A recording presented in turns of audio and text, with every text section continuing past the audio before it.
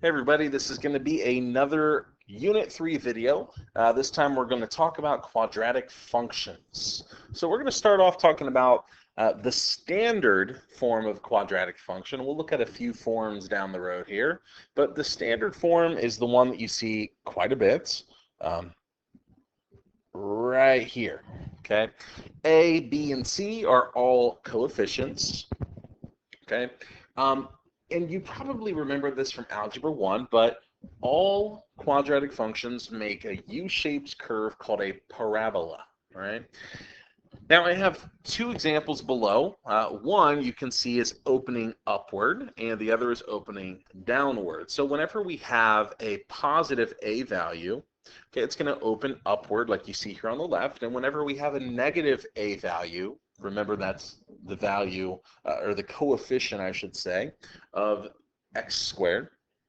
Whenever it's negative, it's going to open downward. Now, a couple other things I have marked here. Okay, on the left side, you can see that I have a green dot and a red dashed line. Okay, the green dot is the vertex, and that red dashed line is the axis of symmetry, which I abbreviate as AOS. Okay, now let's talk a little bit more about those key features of the graph. Okay, the axis of symmetry, or the AOS, is a vertical line, as you saw, that goes right through the vertex, and it divides that parabola into two symmetrical halves. Okay, we have a very helpful formula for actually calculating where the axis of symmetry will be. Okay, you take your B coefficient and your A coefficient and you plug them in. Okay, and that gives us the equation for a vertical line, and that tells us exactly where the center of our parabola is. Now, the vertex is the turning point of the parabola, and it's going to either be a maximum or a minimum, depending on if it's the highest or the lowest point on the graph. So if we go back to our previous example, okay, for our graph on the left, since the vertex is at the bottom, that would be an example of a minimum. And on the right side, since it's at the top, it would be a maximum. Simple as that. Now, here's a really important piece of information. Since we know that the axis of symmetry goes right through the middle of our parabola, it's always going to pass through the vertex. So the axis of symmetry is always going to give us the x value of the vertex, and then if we have the equation for the quadratic function, we could plug in that x value and find the corresponding y value, which allows us to algebraically calculate the vertex. So we're going to do that. Okay, here's a function. Okay, let's do a couple things first. To determine if the vertex is going to be a min or a max, we can really just look at, is this going to open up or down?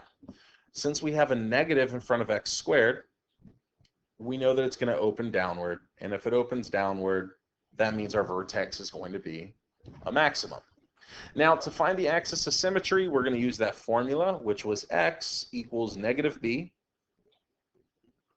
over 2 times a.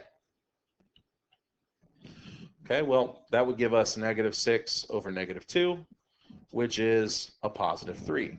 Now, the axis of symmetry is a vertical line. You must write it as x equals 3, not just 3, okay? X equals 3 is what shows us that it is the equation for a vertical line, so that's an important piece. Now, I said to find the vertex, we can just substitute in that x value, and it'll give us the corresponding y value, which is going to give us the ordered pair of the vertex. So I guess we could go ahead and write down our x value because we already have it. So let's evaluate our function at an x value of 3.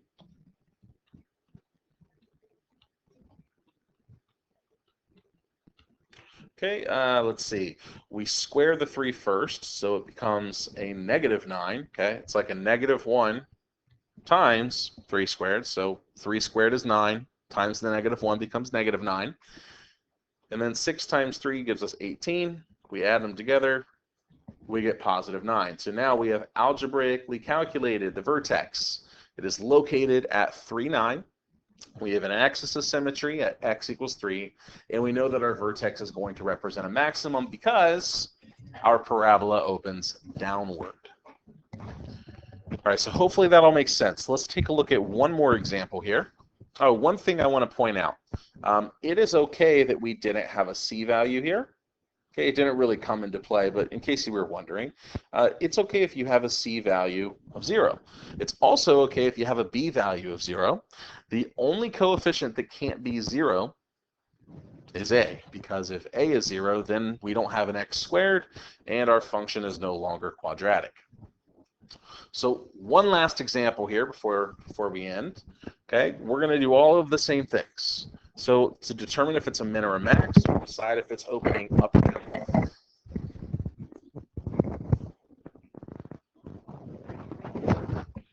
Since A is positive, that means our parabola is going to open upward, making our vertex a minimum. Now we're going to use our formula again to calculate the axis of symmetry. So it's x equals negative b divided by 2 times a. So we get a positive 8 divided by 2, gives us 4. And then we substitute that x value back into the function to find the y value.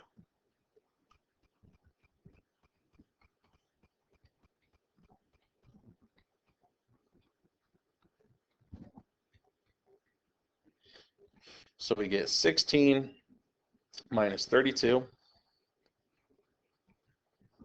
plus 9. All we've got to do at this point is add them up. So let's see.